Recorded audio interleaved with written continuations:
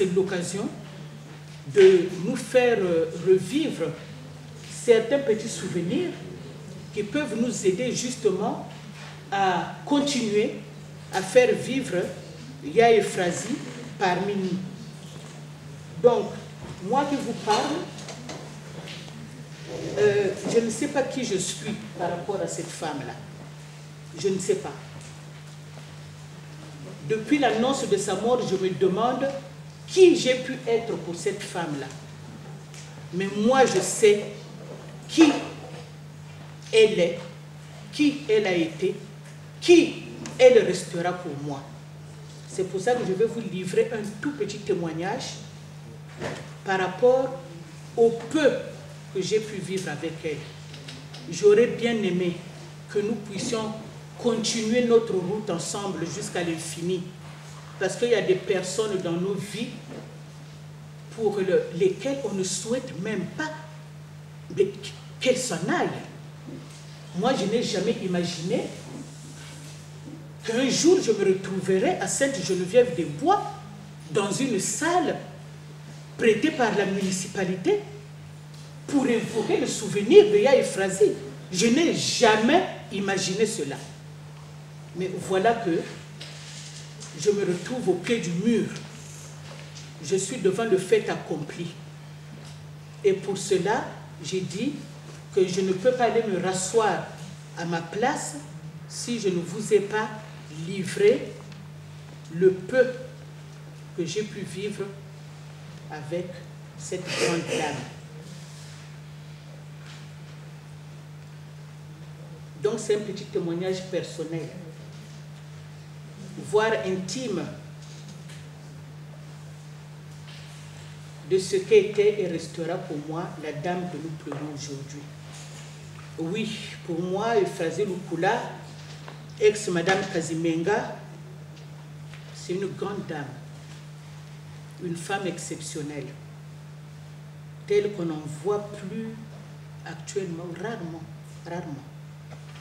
Elle avait de la classe, elle avait de la finesse et elle avait de la sagesse. La sagesse d'une vraie sœur aînée qui aime, qui conseille, qui console et qui guide. Moi, j'en ai bénéficié. Moi qui suis là, j'en ai bénéficié. Et elle va beaucoup me manquer. Beaucoup. Parce que même malgré la distance, surtout maintenant avec les portables, j'étais en communication permanente avec elle. Dès que j'avais un petit souci, je l'appelais. Et quand il se passait une semaine qu'elle n'avait pas de message de ma part, c'est elle qui appelait, qui s'inquiétait. Elle m'appelait ma Minique. Moi, je m'appelle Monique, mais elle m'a toujours appelée ma Minique. Donc, juste pour rigoler. Et ça, personne ne pourra jamais m'appeler comme elle m'appelait. Yaya Efrazi était mon aînée d'environ 5 ans. Mais je traitais avec elle d'égal à égal, car elle savait respecter les gens et elle savait se mettre au niveau de chacun, si petit soit-il. Elle n'était ni hautaine, ni orgueilleuse, n'en déplaise à ceux qui ne la connaissaient pas et qui se permettaient de pérorer sur elle. Qu'il soit pardonné. Yaya Efrazi était une femme pleine de joie de vivre. Mon fils l'a dit tout à l'heure.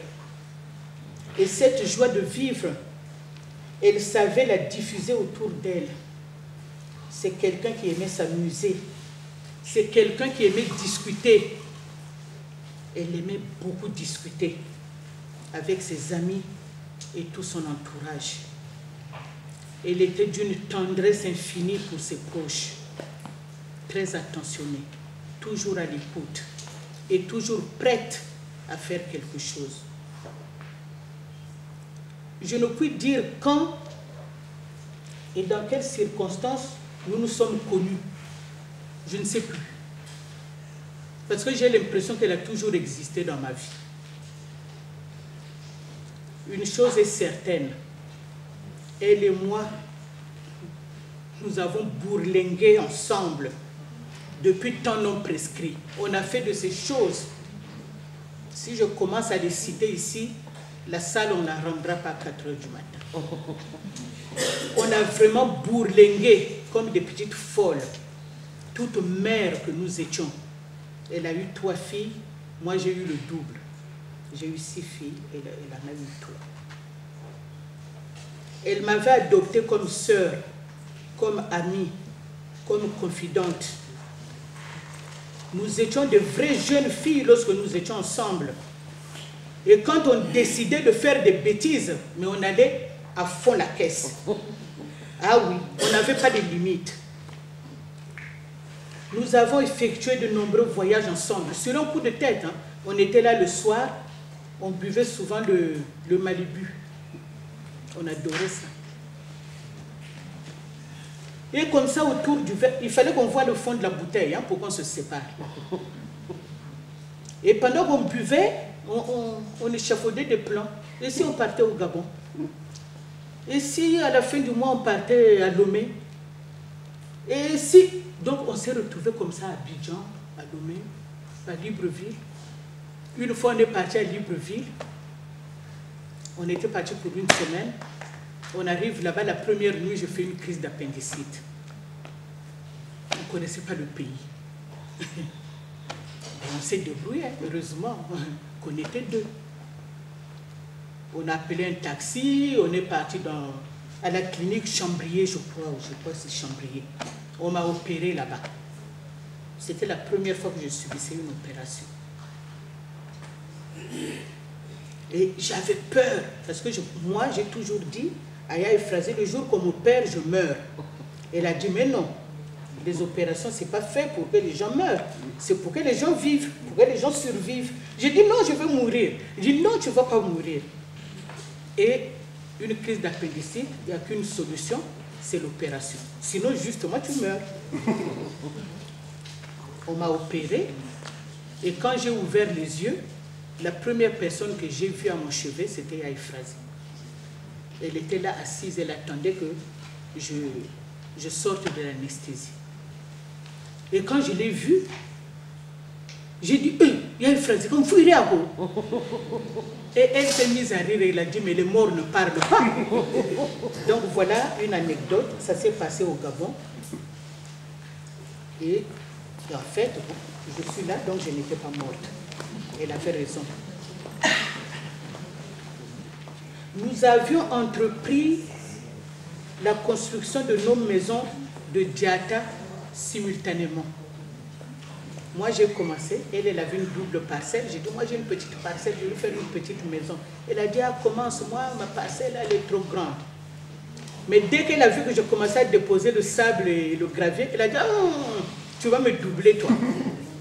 Elle aussi, elle s'est mise à construire. Donc, on a construit nos maisons en même temps. On allait acheter les matériaux à Kinshasa, comme si ici, il n'y en avait pas. On allait à Kinshasa. Le ciment, tout. Et quand les maisons étaient achevées, même la décoration, les rideaux et tout, nous sommes allés acheter ça à Kinshasa. Aïe, aïe, Efrazi.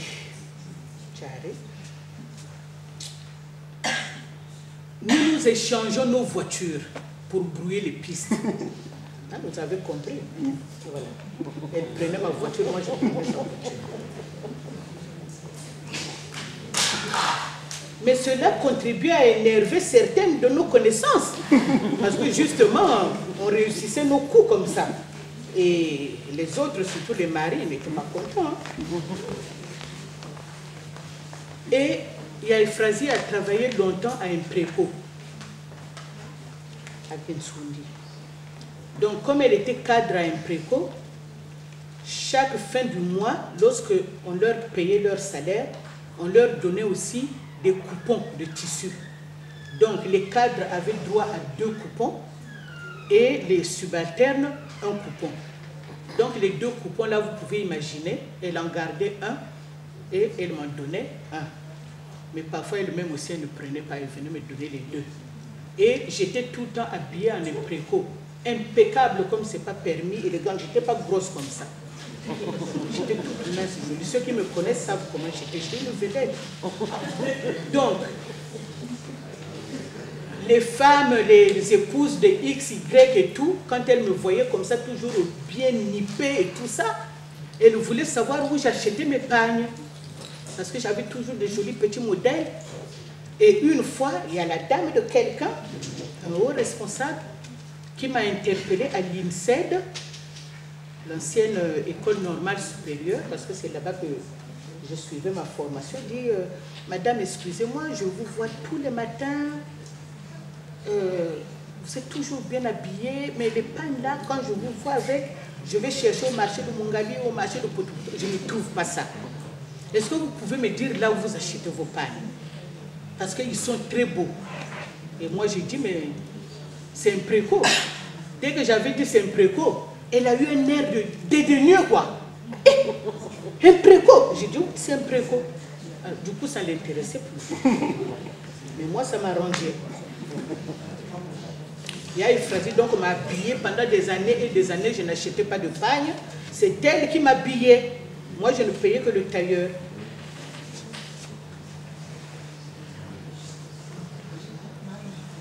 Ah, Yamig. Il y a une phrase, elle aimait danser. Elle aimait danser.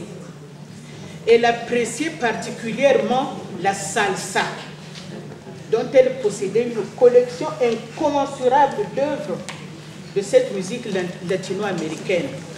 Dans sa voiture, on n'écoutait que ça. En tout cas, j'espère que ces filles sauront conserver ce trésor de leur chère maman, car elle y tenait. Donc voici un an que la maladie l'a terrassée. Elle a lutté comme une vraie guerrière. Elle s'est battue, cherchant des voies et moyens de s'en sortir. Mais la maladie est pernicieuse. Elle est traîtresse. Elle s'est installée en silence dans son corps. Et son corps a été rongé progressivement jusqu'à l'emporter ce sinistre dimanche du 6 août 2017 dans la salle spéciale de l'hôpital central des armées où sa Benjamin exerce en qualité de pédiatre. Avant de quitter ce monde, Yaéfrazi a pu bénéficier de tous les soins appropriés et de la tendresse des siens. Elle n'est pas morte seule. Il y avait du monde autour d'elle. Et sa tête était posée sur les genoux d'une petite sœur quand elle a rendu le dernier souffle. Tantine est fait, c'est ainsi que je l'appelais. Maman Loulou pour les autres. Elle s'en est allée. Elle s'en est allée pour nous préparer une place dans le jardin où règne une joie sans fin. Par contre, c'est un départ prématuré, précipité, douloureux. On avait encore tant et tant besoin d'elle. Née le 11 décembre 1947, elle n'avait pas 70 ans. Et on avait un projet de fêter son anniversaire, ses 70 ans, d'abord à Brazzaville et ensuite ici. Que son âme repose dans la paix éternelle. Que sa famille et ses proches soient consolés en se nourrissant de son exemple de femme aimante et battante. En tout cas, Yaéfrazi, dans nos cœurs, ton souvenir demeurera vivant. Merci beaucoup pour votre attention.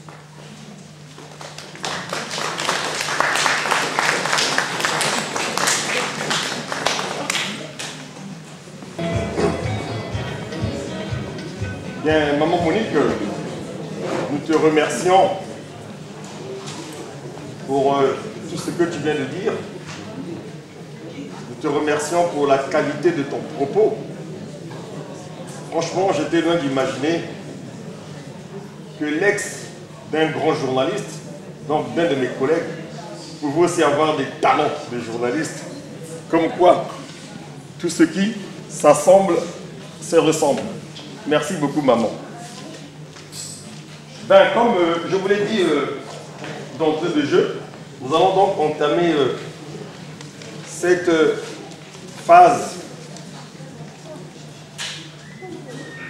de témoignage et de lecture de certaines citations et expressions que maman Loulou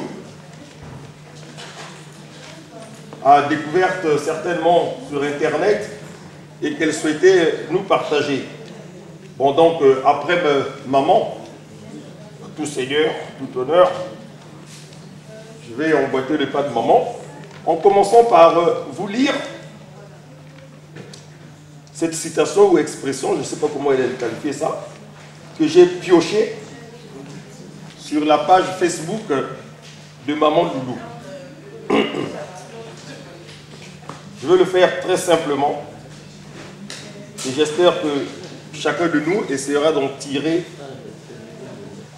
la quintessence. Aucune famille n'est parfaite.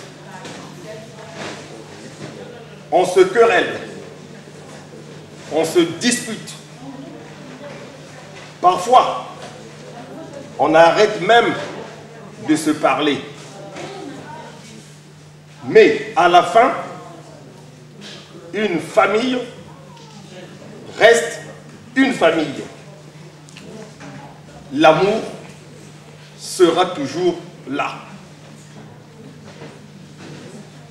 J'espère que nous sommes suffisamment tous assez intelligents pour comprendre le sens de ce que je viens de dire.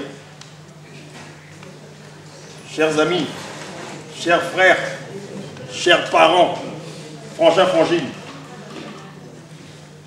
je vous serai gré de retenir ce que je viens de lire. Essayons de comprendre, essayons de méditer autour de ce que je viens de vous lire.